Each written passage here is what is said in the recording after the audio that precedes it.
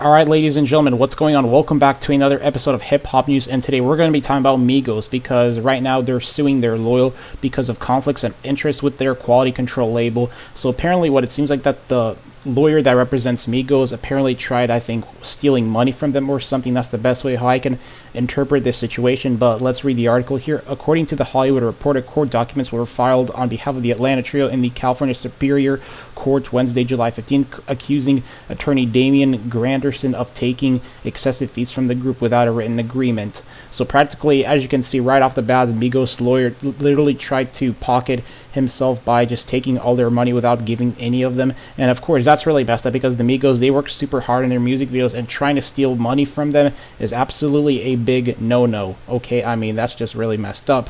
And the lawsuit, which names Granderson's current law firm Granderson de Rocher and his prior firm Davis Shapiro, claims the attorney robbed and cheated the Migos out of millions of dollars. So this is crazy. The complaint also alleges that Granderson failed to disclose conflicts of interest that came about from Granderson representing Quality Control Music that the record label Quavo, Offset, and Takeoff are signed to. Within the lawsuit, attorney Brian Friedman, who represents Migos, said that Granderson had been representing the culture to rappers from the early days when they first formed the group. He also argues that Granderson took advantages of Quavo, Offset, and Takeoff and saw them as easy targets to coax into one-sided deals that benefited Granderson and Granderson's high priority client Quality Control Music. Friedman adds that the Migos were unaware that Granderson represented QCM, which posed a conflict of interest as the lawyer's loyalty was within QCM executives Pierre Thomas and Kevin Coach Kaylee. So right off the bat, you can see here that in the rap game, there's a lot of sketchy stuff that happens, and particularly stuff like this. Now, this also reminds me from that Straight Outta Compton movie that I watched a couple of years back when it first came out, in which Jerry Heller, who tried, finessing practically Eazy-E. That's the best way that I can describe it. So it kind of rings a bell of when I started watching the Straight Outta Compton movie, because in a way, I feel like that after watching that Straight Outta Compton movie, it helped me learn more about the rap game and, the scenes behind, the mic and the performances that rappers do on stages in front of fans. So Friedman also says in the lawsuit that Granderson worsened the harm done to the trio by negotiating a 2018 amendment to the executive label between QCM and Capitol Records. This amendment resulted in an extension of the executive recording argument between QCM and Migos, which Granderson knew to contain terms that were I can't even pronounce this name, unconscionable for the Migos. In the argument, Migos would be required to render services or make payments directly to Capitol Records if they were to cut ties with Quality Control Music. The negotiation, however, did not offer a financial incentive for Migos to benefit from the rendering services to Capitol.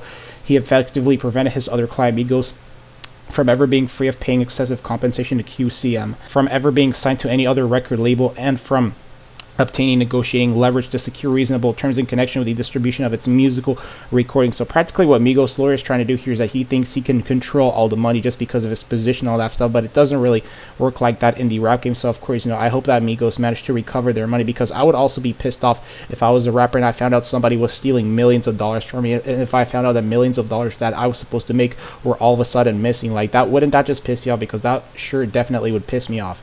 Migos' attorney says Granderson owns his clients millions of dollars in fees obtained from them. Additionally, the trio is suing for professional malpractice, breach of fiduciary duty, violation of California Business and Professions Code 614Z and 614, which requires that contingency fee agreements are made with writing, unjust enrichment, and declaratory relief. The Migos are also seeking a statement that indicates that their 5% contingent fee agreement is unfounded, restitution in the amount of millions of dollars, and punitive damages.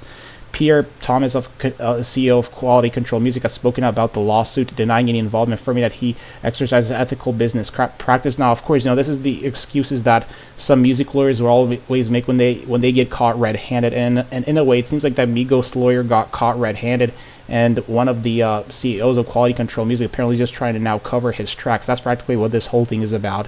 It is unfortunate that the same people that we have worked hard for, provided opportunities for, and championed for, are now alleging that we have participated in any kind of immoral and unfair business practices or took advantage of them and their careers. Thomas went on to say that he will not allow his brand to be tarnished, alluding to allegations made in the lawsuit. I will not stand and let Quality Control Music's reputation, everything we have built and sacrificed, be tarnished by allegations of unfair and unjust business practices. He says, I understand this business that you are not always going to end with the people you start with, and I say that I am not forcing anybody to be in business with us that has a problem, cannot communicate, and doesn't want to work as a unit. Everything is negotiable. So honestly, dude, this is a pretty pretty crazy situation. And of course, hey, you gotta listen to Migos' story, because I mean, hey, if Migos feels like they're being cheated, then of course, I feel like they are definitely telling the truth, because I feel like that the Migos definitely put a lot of work into their music videos. And there's this long Instagram post, which I'm not gonna read just because I feel like I read the entire article, but practically, man, hey, all I gotta say is Migos, time for them to get their money back that they made from all their songs. And let me know, ladies and gents, what do you think about this situation here in the comment section below. But I hope you enjoyed this video. If you did, drop a like, drop a comment, subscribe to the channel here. I'm at 10 subscribers, so thank you to everybody that subscribed to me. I'm working super hard right now on this channel to try and grind out content for y'all, related to hip-hop news or anything that's about hip-hop.